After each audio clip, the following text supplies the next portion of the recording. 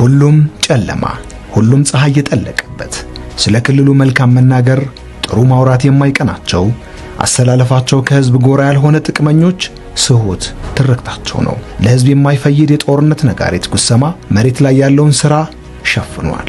የተለፋባቸው የተተጋባቸው ውጤቶችን ከልሏል። የትግራይ ክልል ከፕሪቶሪያ ስምምነት በኋላና ዛሬ ምን መልክ አለው?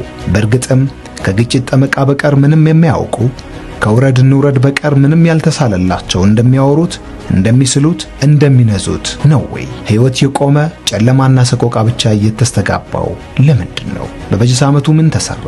ምን ጥንካሬና ጉድለቶች ነበሩ? እንጠይቃለን። አብራችሁን ቆዩ።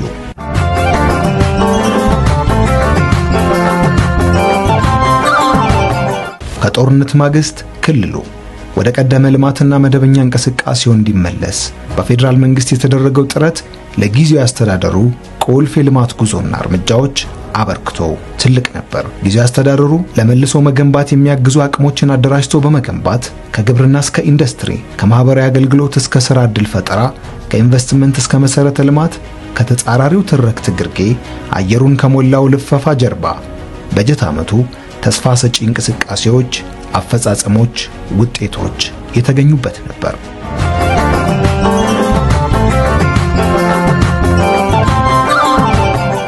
በ20 ቀናት ውስጥ 11 ሚሊዮን ወይንም 60 በመቶ የሚሆነውን ማህበረሰብ በማሳተፍ በ1350 ተፋሰሶች ላይ 23000 ሄክታር ወይንም 75 በመቶ መሬት በአፈርና ውሃ ጥበቃ ሥራ እንዲሸፈን የተሰራው በክረምትና በሁለት ዙር የመስኖ ሥራዎች በአጠቃላይ 105000 ሄክታር ወይንም 80 በመቶ መሬት የለማው በዚሁ ምንም እንቅስቃሴ ያለ እንዳይመስል ተደርጎ በተሳለው የበጀት ዓመት ነው።